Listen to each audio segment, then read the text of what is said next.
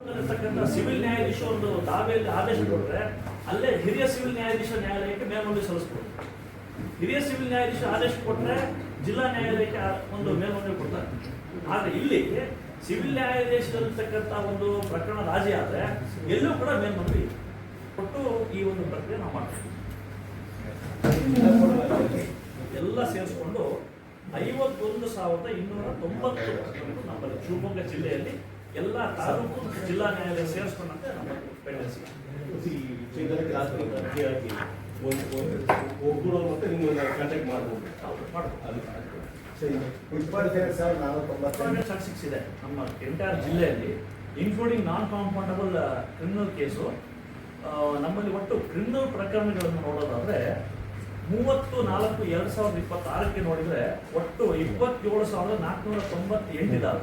ಒಟ್ಟಾರೆ ಎಲ್ಲಾ ಕ್ರಿಮಿನಲ್ ಕೇಸ್ಗಳು 27,498 ಇದ್ದಾವೆ. ಎಲ್ಲಾ ಟೈಪ್ ಕ್ರಿಮಿನಲ್ ಕೇಸಸ್ ನಮ್ಮ ಎಂಟೈರ್ ಶಿವಮೊಗ್ಗ ಜಿಲ್ಲೆಯಲ್ಲಿ ಎಲ್ಲಾ ಕೋರ್ಟ್ ಸೇರಿಸ್ಕೊಂಡು. ಸರ್ ರಾಜ್ಯದಲ್ಲಿ ಎಷ್ಟು ಸರ್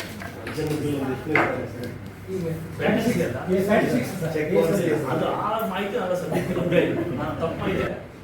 ಜೀವನಾಂಶಕ್ಕೆ ಅರ್ಜಿ ಹಾಕ್ತಾರೆ. ಮನಸ್ಸಿನಲ್ಲಿ ವಿಚ್ಛೇದನ ಬೇಕು ಅಂತ ಇರುತ್ತೆ. 3 ವರ್ಷ ಕೇಸ್ ನಡೆಸಿದ ಮೇಲೆ ಸರ್ ನಂಗೆ ಇನ್ನೂ ಡೈವರ್ಸ್ ಸಿಗಲಿಲ್ಲ ಅಂತ ಡೈವರ್ಸ್ ಅರ್ಜಿನೇ ಹಾಕಿರೋದು. ಅಂದ್ರೆ ಅರ್ಥ ಏನಂದ್ರೆ ನಾವು ಕೋರ್ಟ್ಗೆ ಯಾವ ಅರ್ಜಿ ಹಾಕ್ತೀವೋ ಅದು ನನಗೆ ಏನು ಪರಿಹಾರ ಸಿಗುತ್ತೆ ಅನ್ನುವಂಥದ್ದು ಕೂಡ ಪಕ್ಷ ನೋಡ್ಕೊಳ್ಬೇಕು ಅಂತ. ಇದು ಯಾವಾಗ ಗೊತ್ತಾಗುತ್ತೆ ಅಂದ್ರೆ ಇಂಥ ವೇದಿಕೆಗಳನ್ನು ಸದ್ಬಳಕೆ ಮಾಡ್ಕೊಳ್ಬೇಕು. ಅವ್ರು ಬಂದು ನಾನು ಹಾಕಿರುವಂಥ ದಾವ ಯಾವುದಕ್ಕೆ ನನಗೆ ಪರಿಹಾರ ಏನು ಸಿಗ್ಬೋದು ಅಂತ ನೋಡ್ಕೊಂಡ್ರೆ ಗೊತ್ತಾಗುತ್ತೆ. ಕೆಲವೊಮ್ಮೆ ನನ್ನ ತಂದೆ ಮಾಡಿರುವಂಥ ಸ್ವಾಧೀನ ಆಸ್ತಿ ನಾನು ದಾವ ಹಾಕ್ತೀನಿ, ಪಾಲು ಬೇಕು ನನಗೆ ಅಂತ ಹೇಳಿ. ಸ್ವಾಯತ್ತ ಆಸ್ತಿಯನ್ನು ಪಾಲು ಕೇಳಲಿಕ್ಕೆ ಬರೋದು. ಈ ಸತ್ಯ ನಮಗೆ ಗೊತ್ತಾಗೋದು ಮಾತಾಡಲಿಕ್ಕೆ ಖುಷಿ. ಹಾಗಾಗಿ ಇಂಥ ವೇದಿಕೆಗಳು ಆಗಿ ಅವ್ರಿಗೆ ಏನು ಹಕ್ಕಿದೆ, ಎಷ್ಟು ಹಕ್ಕಿದೆ, ಏನು ಬರಬಹುದು ಅಂತ ಗೊತ್ತಾದ್ರೆ ಅವ್ರು ರಾಜಿ ಮಾಡ್ಕೊಳ್ಳಿಕ್ಕೆ ಮುಂದಾಗ್ತಾರೆ. ಆ ಕಾರಣಕ್ಕಾಗಿ ಇಂಥ ಒಂದು ಬರವಣಿಗೆ ಆಗುವಂಥ ಅವಶ್ಯಕತೆ ಇಲ್ಲ. ನಮ್ಮ ಕಾನೂನಲ್ಲಿ ಇಂಡಿಯನ್ ಕಾಂಟ್ರಾಕ್ಟ್ ಆಕ್ಟ್ ಅಲ್ಲಿ ಪ್ರತಿಯೊಂದು ವಿಷಯ ಕೂಡ ಬರವಣಿಗೆಯಲ್ಲೇ ಆಗಬೇಕು ಅಂತಿಲ್ಲ. ಒಂದು ಉದಾಹರಣೆ ಕೊಡಬೇಕು ಅಂತ ನಾನು ಕೋರ್ಟಿಂದ ಮನೆಗೆ ಹೋಗಬೇಕು, ಆಟೋ ಹತ್ತೀನಿ, ಅದು ಒಪ್ಪಂದವೇ. ನಾನು ಒಬ್ಬರಿಂದ ಸಾಲ ಪಡ್ಕೊಂಡಿದ್ದೀನಿ, ಅದಕ್ಕೆ ಭದ್ರತೆಗೆ ಚೆಕ್ ಕೊಡ್ತೀನಿ, ಬ್ಲ್ಯಾಂಕ್ ಚೆಕ್, ಅದು ಒಪ್ಪಂದವೇ. ಸೊ ಬ್ಲ್ಯಾಂಕ್ ಚೆಕ್ ಕೊಡುವಂಥ ವ್ಯಕ್ತಿ ಹೋಗ್ತಾರೆ, ನಾನು ಬ್ಲ್ಯಾಂಕ್ ಚೆಕ್ ಕೊಟ್ಬಿಟ್ಟು ತಗೊಳ್ತೀನಿ ಅಂತ ಹೇಳಿ. ಕಾನೂನು ಏನು ಹೇಳ್ತದೆ, ಒಮ್ಮೆ ನೀವು ಚೆಕ್ ಮೇಲೆ ಸಹಿ ಮಾಡಿ ಕೊಟ್ಟರೆ ಅದು ಇರ್ತಕ್ಕಂಥ ಅಮೌಂಟಿಗೆ ನಾನು ಬಾಧ್ಯಸ್ಥಿಕೆದಾರ ಅಂತ ಒಪ್ಕೊಂಡು ನೀವು ಕೊಡ್ತಾ ಇದ್ದೀರಿ ಅಂತ. ಇದು ಚೆಕ್ಕಿಗೆ ಇರ್ತಕ್ಕಂಥ ವಿಶೇಷ ಅದನ್ನ ರುಜುವಾತು ಮಾಡೋದು ಕಷ್ಟ ಸರ್ ನ್ಯಾಯಾಲಯದಲ್ಲಿ. ಹಾಗಾಗಿ ಕೊಟ್ಟಂತಹ ವ್ಯಕ್ತಿ ಯಾರು ಚೆಕ್ ಕೊಡ್ತಾರೆ ಅವ್ರ ಮೇಲೆ ಬಹಳ ದೊಡ್ಡ ಜವಾಬ್ದಾರಿ ಇದೆ ಸರ್. ಈಗ ಸೈನ್ ಅವ್ರು ಹಾಕಿರ್ತಾರೆ, ಆ ಬರವಣಿಗೆ ಬೇರೆಯವ್ರಿಗೆ ಇರುತ್ತೆ. ಅದನ್ನ ಐ ಆಥರೈಸ್ ಅಂತ ನಾನು ಬ್ಲ್ಯಾಂಕ್ ಚೆಕ್ ತಂದು ಕೊಟ್ರೆ I authorise you to fill the cheque ಅಂತ ಕಾನೂನು ಇರ್ತಕ್ಕಂಥ ಅಂಶ. ಹಣ ಪಡಿಬೇಕಾದ್ರೆ ಚೆಕ್ ಕೊಡ್ಬೇಕು ಅಂತದೆಲ್ಲ ಯೋಚನೆ ಮಾಡಕ್ ಹೋಗಲ್ಲ, ಅವ್ರಿಗೆ ಹಣ ಬೇಕಿರ್ತಷ್ಟೇ. ಹಾಗಾಗಿ ಚೆಕ್ಕಿಗೆ ಇರ್ತಕ್ಕಂಥ ವಿಶೇಷ ಯಾಕೆ ಹೇಳ್ತೀನಿ ಅಂದ್ರೆ, ಈ ಚೆಕ್ನ ಕೆಲವೊಬ್ರು ಹಣ ಕೊಡದೆ, ಈಗ ನಾನು ಒಂದು 10 ಲಕ್ಷ ರೂಪಾಯಿ ಗೂಡ್ಸ್ ತಗೊಳ್ತಾ ಇದ್ದೀನಿ, ವ್ಯವಹಾರ ಮಾಡ್ತಾ ಇದ್ದೀನಿ, ನಾನು ಕೋಟಿ ಗಟ್ಟಲೆ ವ್ಯವಹಾರ ಇದೆ, 10 ಲಕ್ಷದ ನಾನು ಸರಕು ತಗೊಳ್ತಾ ಇದ್ದೀನಿ ಅಂತ ಹೇಳಿದ್ರೆ ನಾನು ನಿಮಗೆ RTGS ಈಗೆಲ್ಲ ಬಂದಿದೆ. ಮುಂಚೆ ಎಲ್ಲ ಚೆಕ್ ಸೈನ್ ಮಾಡಿ ಕೊಟ್ಟೋಗ್ಬಿಡು, ಆ ಚೆಕ್ಕಿಗೆ ಬೆಲೆ ಬರಬೇಕು, ಚೆಕ್ಕಿನ ವ್ಯವಹಾರಕ್ಕೆ ಬೆಲೆ ಬರಬೇಕು. 10 ಲಕ್ಷ ರೂಪಾಯಿ ಗೂಡ್ಸ್ ನಾನು ನಿಮಗೆ ಕೊಟ್ಬಿಟ್ಟೆ, ಆ ಒಂದು ಕಾಗದಲ್ಲಿ ಕೊಡ್ತಾ ಇದ್ದೀವಿ ಚೆಕ್ ಅಂತ ಹೇಳಿ. ಸೊ ಅದು ಕೊಟ್ಟ ಮೇಲೆ ನನಗೆ ನನ್ನ ಕೈಯಲ್ಲಿ ಸರಕು ಇಲ್ಲ, ಯಾರಿಗೆ ಕೊಡ್ತೀನಿ ಆ ವ್ಯಕ್ತಿನೂ ಇಲ್ಲ. ಅದು ಕೊಟ್ಟಾಗ ಬ್ಯಾಂಕಿಗೆ ಬೌನ್ಸ್ ಆದಾಗ ನಾನು ವರ್ಷಗಟ್ಟಲೆ ಕಾಯಬೇಕಾ ಅನ್ನೋ ಪ್ರಶ್ನೆ ಬಂದಾಗ ಇಲ್ಲ, ಪೂರ್ವ ಭಾವನೆ ಇದೆ ಅಂತ ಹೇಳಿ. ಯಾಕೆಂದ್ರೆ ಚೆಕ್ ಕೊಟ್ಟಿದ್ದೀವಲ್ಲ, ಅಕೌಂಟ್ ಇದೆ ಬ್ಯಾಂಕಲ್ಲಿ, ಅದು ಬ್ಯಾಂಕಲ್ಲಿ ಅಕೌಂಟ್ ಇದೆ, ವೆರಿಫಿಕೇಶನ್ ಆಗಿದೆ ಅಂತ ಹೇಳಿ. ಹಾಗೆ ಆ ಬೆಲೆ ಚೆಕ್ಕಿಗೆ ಇರಬೇಕು ಅನ್ನೋ ಕಾರಣಕ್ಕೋಸ್ಕರ ಈ ರೀತಿಯ ಕಾನೂನು ಪೂರ್ವಭಾವನೆ. ಸೇವೆಯಲ್ಲಿದ್ದಾರೆ ಅವ್ರನ್ನ ಸೇವೆಯಿಂದ ಅಮಾನತುಗೊಳಿಸಿ ಆನಂತರ ಸೇವೆಗೆ ಪಡ್ಕೊಳ್ಳಿ ಅನ್ನುವಂಥ ಆದೇಶವನ್ನು ಪ್ರಶ್ನಿಸಿ ಸರ್ಕಾರ ಮನವಿ ಹೊಂದಿದ್ದಾವೆ. ಸೇವೆಯನ್ನು ಅಮಾನತುಗೊಳಿಸಿದ್ದು ಸರಿ ಇದೆ ಅಂತ ಹೇಳಿದಾಗ ಅದ್ರ ವಿರುದ್ಧ ಮೇಲ್ಮನವಿ ಸಲ್ಲಿಸಿದ್ದು ಇದ್ದಾವೆ. ಅಲ್ಲದೆ ಬಾಲ ವಿಭಾಗ ಬೇಕು ಅಂತ ಹೇಳಿ ನ್ಯಾಯಾಲಯಕ್ಕೆ ದಾವೆಯನ್ನು ಸಲ್ಲಿಸಿ ಬಹಳ ವರ್ಷಗಟ್ಟಲೆ ಈಗಾಗಲೇ ಪ್ರಕರಣ ನಡೆದು ಈಗ ಗೌರವಾನ್ವಿತ ಸರ್ವೋಚ್ಚ ನ್ಯಾಯಾಲಯದ ಮಟ್ಟದಲ್ಲಿ ವಿಚಾರಣೆಗೆ ಬಾಕಿ ಇರ್ತಕ್ಕಂತಹ ಪ್ರಕರಣಗಳಿದ್ದಾವೆ. ಆಮೇಲೆ ಹಣ ವಸೂಲಾತಿ ಪ್ರಕರಣಗಳಿದ್ದಾವೆ. ವೈವಾಹಿಕ ಸಂಬಂಧಕ್ಕೆ ಸಂಬಂಧಪಟ್ಟಂತಹ ಪ್ರಕರಣಗಳು ಕೂಡ ಇದ್ದಾವೆ.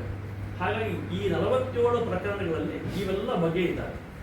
ಎಂಥ ಪ್ರಕರಣದಲ್ಲಿ ರಾಜಿ ಮಾಡ್ಕೊಳ್ಬಹುದು ಅಂತಾದ್ರೆ ಈ ನಾನ್ ಕಾಂಪೌಂಡಬಲ್ ಕ್ರಿಮಿನಲ್ ಕೇಸಸ್ ಏನಿದ್ದಾವೆ ಅದನ್ನ ರಾಜಿ ಮಾಡ್ಕೊಳ್ಳಿಕ್ಕೆ ಬರಲ್ಲ.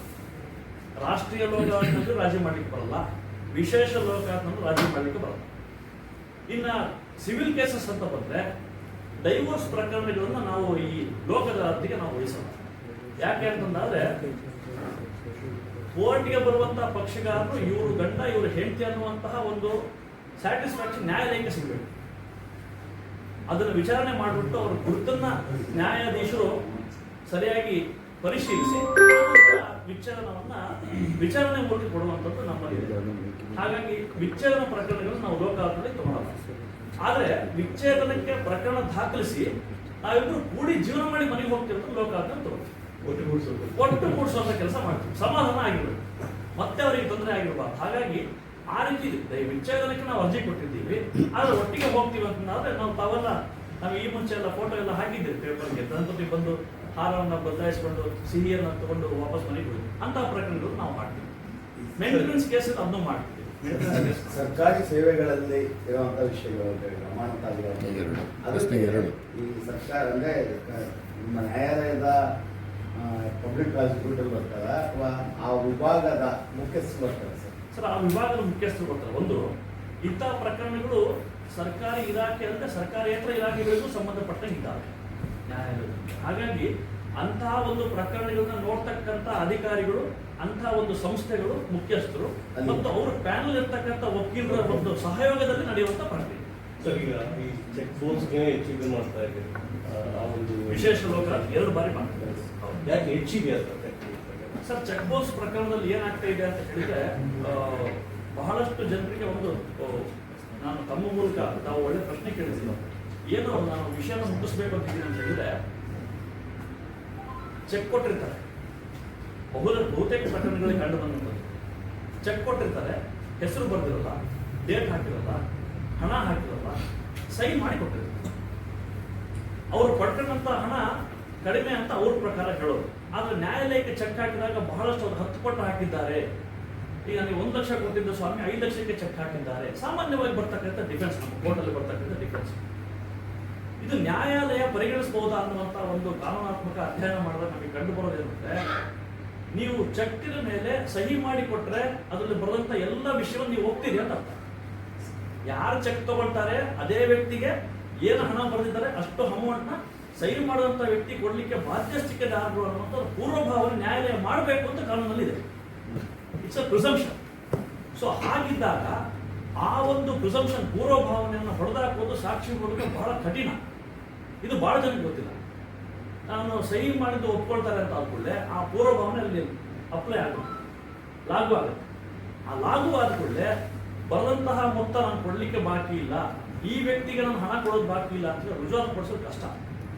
ಹೀಗಾಗಿ ಇಂಥ ಡಿಫೆನ್ಸ್ ತಗೊಂಡಂತ ಅನೇಕ ಪ್ರಕರಣಗಳಲ್ಲಿ 90% ಆರೋಪಿಯ ವಿರುದ್ಧವೇ ಆದೇಶ ಆಗುತ್ತೆ. ಯಾಕಂದ್ರೆ ಕಾನೂನು ಹೇಳೋದು ಪೂರ್ವಭಾವನೆ ಮಾಡ್ಕೊಳ್ಬೇಕು ನ್ಯಾಯಾಲಯ. ಮ್ಯಾಕ್ಸಿಮಮ್ ಬಡ್ಡಿ ವ್ಯವಹಾರಗಳಲ್ಲಿ ಈ ತರದ ಆಗೋದಿದೆ. ಸೆಕ್ಯೂರಿಟಿಗೋಸ್ಕರ ಕೊಟ್ಟಿದ್ದಿದೆ, ಯಾರೋ ಒಬ್ರು ಹಣ ತಗೊಂಡಿರ್ತಾರೆ, ಅದಕ್ಕೋಸ್ಕರ ಮತ್ತೊಬ್ರು ಸೆಕ್ಯೂರಿಟಿ ಚೆಕ್ ಕೊಟ್ಟಿರ್ತಾರೆ. ಈ ರೀತಿ ಎಲ್ಲ ವ್ಯವಹಾರ ಆಗಿರ್ತದೆ. ಸೆಕ್ಯೂರಿಟಿಗೆ ಚೆಕ್ ಕೊಟ್ಟರು ಕೂಡ ಅದು ಸರಿಯಾದ ಒಂದು ವ್ಯವಹಾರವೇ ಅಂತ ಹೇಳಿ ಕಾನೂನಲ್ಲಿ ಬಹಳಷ್ಟು ಆದೇಶಗಳು ಬಂದಿದ್ದಾರೆ. ಹಾಗಾಗಿ ಜನರಿಗೆ ಇದರ ಅರಿವನ್ನ ಕೊಡಬೇಕು ಮತ್ತು ವೈಯಕ್ತಿಕವಾಗಿ ಮಾತಾಡ್ಕೊಂಡಾಗ ನಿಜವಾದ ವ್ಯವಹಾರ ಹೊರಗೆ ಬರುತ್ತೆ. ಆ ಒಂದು ಮಾತುಕತೆಗೆ ವೇದಿಕೆ ಬೇಕು.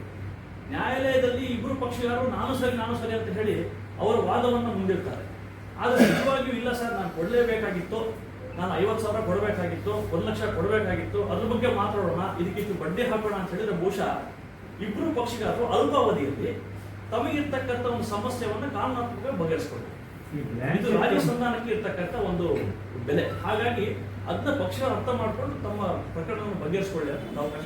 ನಮಗೆಲ್ಲ ಗೊತ್ತಿರೋ ಹಾಗೆ 11ನೇ ತಾರೀಕು ಜುಲೈ 2026 ಅಂದ್ರೆ 2ನೇ ಶನಿವಾರ, ಜುಲೈ ತಿಂಗಳ 2ನೇ ಶನಿವಾರದಂದು ನಮ್ಮ ರಾಷ್ಟ್ರ ಮಟ್ಟದಲ್ಲಿ ರಾಷ್ಟ್ರೀಯ ಲೋಕ ಅದಾಲತ್ನ ಹಮ್ಮಿಕೊಂಡಿದ್ದೀವಿ.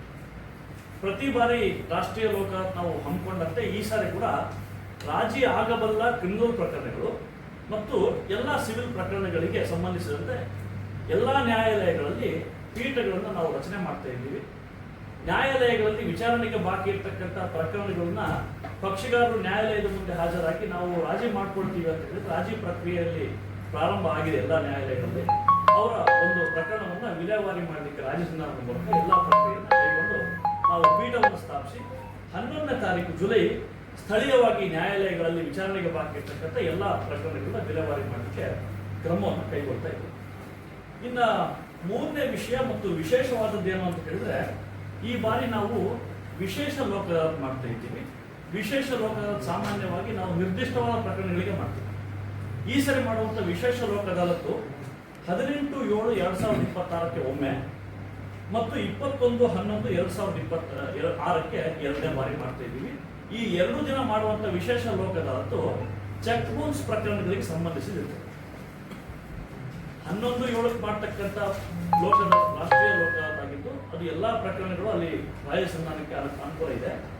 ಈ 18/7 ಮತ್ತು 21/11ಕ್ಕೆ ಮಾಡ್ತಕ್ಕಂತಹ ವಿಶೇಷ ಲೋಕ ಅದಾಲತ್ನಲ್ಲಿ ಚೆಕ್ ಬೌನ್ಸ್ ಪ್ರಕರಣಗಳನ್ನು ವಿಲೇವಾರಿ ಮಾಡಲಿಕ್ಕೆ ರಾಜ್ಯ ಸಂಧಾನ ಮಾಡೋದಕ್ಕೆ ನಾವು ವಿಶೇಷವಾದ ಅವಕಾಶವನ್ನ ಕಲ್ಪಿಸಿಕೊಟ್ಟಿದ್ದೀವಿ. ಇಂಥ ಚೆಕ್ ಬೌನ್ಸ್ ಪ್ರಕರಣಗಳಲ್ಲಿ ಯಾರಾದರೂ ಪಕ್ಷಿಗಾರರು ರಾಜ್ಯ ಸಂಧಾನಕ್ಕೆ ಬರ್ತಾರೆ ಅಂತ ಆದ್ರೆ ಅವರು ಆ ದಿವಸ ರಾಜಿ ಮಾಡಿಕೊಂಡು ನ್ಯಾಯಾಲಯದಲ್ಲಿ ತಮ್ಮ ಪ್ರಕರಣವನ್ನ ವಿಲೇವಾರಿ ಮಾಡ್ಕೊಳ್ಬೋದು. ಇದು 3ನೇ ವಿಷಯ. ಇನ್ನು 4ನೇ ವಿಷಯ ಅಂತ ಹೇಳಿದ್ರೆ ನಮ್ಮ ಗವರ್ಮೆಂಟ್ ಕರ್ನಾಟಕ ರಾಜ್ಯ ಕಾನೂನು ಸೇವೆಗಳ ಪ್ರಾಧಿಕಾರ ಈ ನಮ್ಮ ಜಿಲ್ಲೆಯಲ್ಲಿರ್ತಕ್ಕಂಥ ಬಂಜಾರ ಸಮುದಾಯದ ಪ್ರತಿಯೊಬ್ಬ ನಾಗರಿಕರಿಗೂ ಕೂಡ ಸರ್ಕಾರದಿಂದ ದೊರೆಯುವಂತಹ ಸವಲತ್ತುಗಳ ಬಗ್ಗೆ ಆ ಶಿಬಿರದಲ್ಲಿ ಅವರ ಆರೋಗ್ಯ ತಪಾಸಣೆ ಶಿಬಿರ ಕೂಡ ಆಗ್ತದೆ. ಅಲ್ಲಿ ನಾವು ಈಗಾಗಲೇ ಪೂರ್ವಭಾವಿ ಸಭೆಯನ್ನು ಮಾಡಿದ್ದೀವಿ. ಜಿಲ್ಲಾಡಳಿತ ಮತ್ತು ಪೊಲೀಸ್ ಇಲಾಖೆ ಮತ್ತು ಬೇರೆ ಬೇರೆ ಇಲಾಖೆಗಳೊಂದಿಗೆ ನಾವು ಸಭೆಯನ್ನು ಮಾಡಿದ್ದೀವಿ. ಅವರಿಗೆ ನಾವು ಕೊಟ್ಟಂತ ಸೂಚನೆ ಏನು ಅಂತ ಹೇಳಿದ್ರೆ, ಪ್ರತಿ ಇಲಾಖೆಯಿಂದ ಯಾವ ಇಲಾಖೆಯಿಂದ ಬಂಜಾರ ಸಮುದಾಯಕ್ಕೆ ವಿಶೇಷವಾಗಿ ಯೋಜನೆ ಜಾರಿ ಇದ್ದಾವೆ ಆ ಯೋಜನೆಗಳ ಫಲವನ್ನ ಕೊಡುವಂತಹ ಒಂದು ಪ್ರಯೋಜನ ಕೊಡುವಂತಹ ಒಂದು ಮತ್ತು ಅರ್ಜಿ ಸ್ವೀಕಾರ ಮಾಡುವಂತಹ ಘಟಕಗಳನ್ನು ಸಹ ಮಾಡ್ಕೊಳ್ತಾರೆ.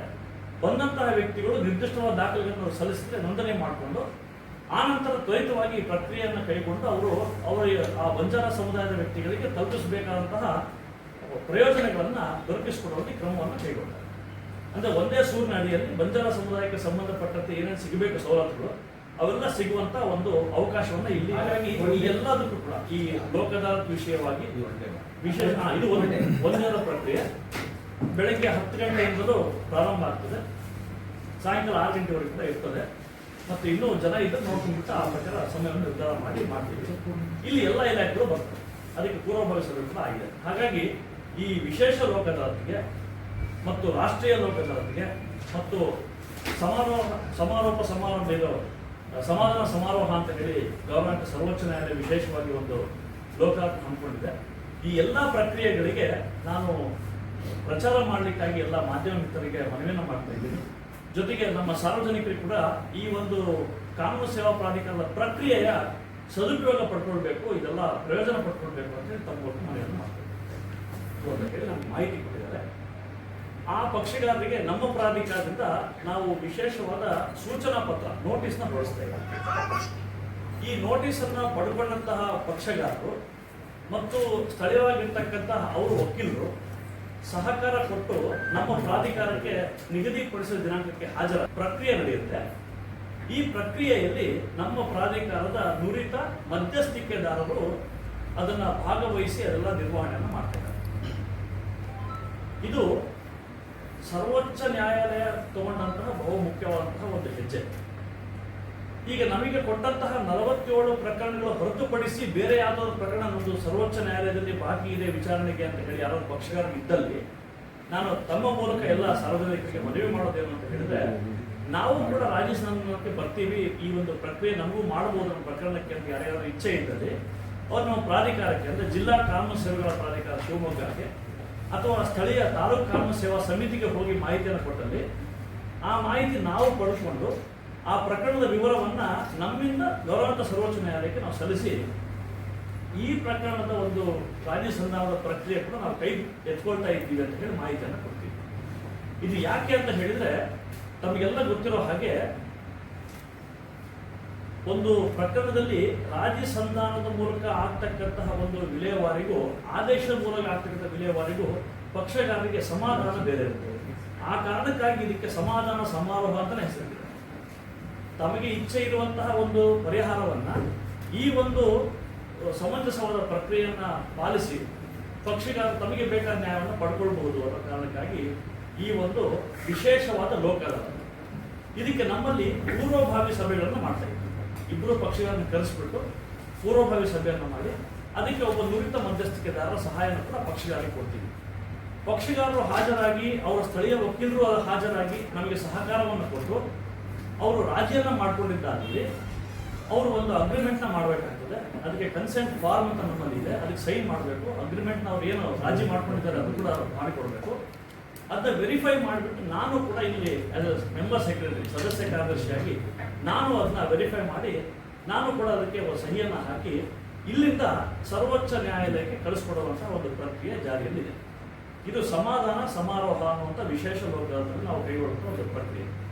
ಇದನ್ನ ಪಡೆದುಕೊಂಡಂತಹ ಗೌರವಾನ್ವಿತ ಸರ್ವೋಚ್ಚ ನ್ಯಾಯಾಲಯ ಅಂತಹ ಪ್ರಕರಣಗಳನ್ನ ಈ 3 ದಿನ ಅಂದ್ರೆ 21, 22 ಮತ್ತು 23 ಆಗಸ್ಟ್ 2026ಕ್ಕೆ ವಿಶೇಷವಾದ ಬೆಂಚ್ಗಳನ್ನ ಅಂದ್ರೆ ಪೀಠಗಳನ್ನ ಸ್ಥಾಪಿಸಿ ಬಿಸಿ ಮೂಲಕ ವಿಚಾರಣೆ ಮಾಡ್ತಾರೆ. ರಾಜಿ ಮಾಡ್ಕೊಂಡಂತಹ ಪಕ್ಷಗಾರರು ನಮ್ಮಲ್ಲಿಗೆ ಬಂದ್ರೆ ಇಲ್ಲಿಂದ ಅವರಿಗೆ ವಿಸಿ ಮೂಲಕ ಗೌರವಾನ್ವಿತ ಸರ್ವೋಚ್ಚ ನ್ಯಾಯಾಲಯದ ಮುಂದೆ ಹಾಜರಾಗುವಂತ ಒಂದು ಅವಕಾಶವನ್ನು ನಾವು ಕಲ್ಪಿಸಿ ಅವರು ಇಲ್ಲಿಂದಾನೇ ಆ ಅಗ್ರಿಮೆಂಟ್ ಮಾಡಿಕೊಟ್ಟಿರೋ ಬಗ್ಗೆ ಅವರಿಗೆ ನಮ್ಮ ಗೌರವಾನ್ವಿತ ನ್ಯಾಯಮೂರ್ತಿಗಳಿಗೆ ವರದಿಯನ್ನು ಸಲ್ಲಿಸಿ ಆ ರಾಜಿಯ ಬಗ್ಗೆ ಅವರು ಒಪ್ಪಿಗೆಯನ್ನು ಕೊಟ್ಟಲ್ಲಿ ಆ ಪ್ರಕಾರ ಪ್ರಕರಣಗಳು ವಿಲೇವಾರಿ ಆಗುತ್ತೆ. ಇದು ವಿಶೇಷವಾದ ಪ್ರಕ್ರಿಯೆ. ಇದಕ್ಕೆ ಯಾರು ಕೂಡ ಬೇರೆ ಪ್ರತ್ಯೇಕವಾಗಿ ಹಣ ವ್ಯಯ ಮಾಡುವಂಥದ್ದಿಲ್ಲ. ಆದರೆ ಅವರ ಇಚ್ಛೆ ತುಂಬಾ ಬಹುಮುಖ್ಯವಾದ್ದು, ಅವರ ಒಪ್ಪಿಗೆ ತುಂಬಾ ಬಹುಮುಖ್ಯವಾಗಿತ್ತು. ಆ ಕಾರಣಕ್ಕಾಗಿ ಈಗಾಗಲೇ ಕೊಟ್ಟಿರುವಂಥ 47 ಪ್ರಕರಣಗಳು ಅಲ್ಲದೆ ಬೇರೆ ಪ್ರಕರಣಗಳಿದ್ರೂ ಕೂಡ ಅಂಥ ಪಾರ್ಟಿಗಳು ನಮ್ಮಲ್ಲಿ ಸಂಪರ್ಕ ಮಾಡಿದರೆ ಅವರಿಗೆ ಈ ಸಮಾಧಾನ ಸಮಾರೋಹ ಅನ್ನುವಂಥ ವಿಶೇಷ ಲೋಕದಲ್ಲಿ ರಾಜಿ ಸಂಧಾನ ಪ್ರಕ್ರಿಯೆ ನಮ್ಮ ಪ್ರಾಧಿಕಾರದಿಂದ ಕೈಗೊಂಡು ಸರ್ವೋಚ್ಚ ನ್ಯಾಯಾಲಯಕ್ಕೆ ವರದಿಯನ್ನು ಕೊಡುವಂಥ ಒಂದು ಪ್ರಕ್ರಿಯೆ ನಾವು ಮಾಡ್ತೀವಿ.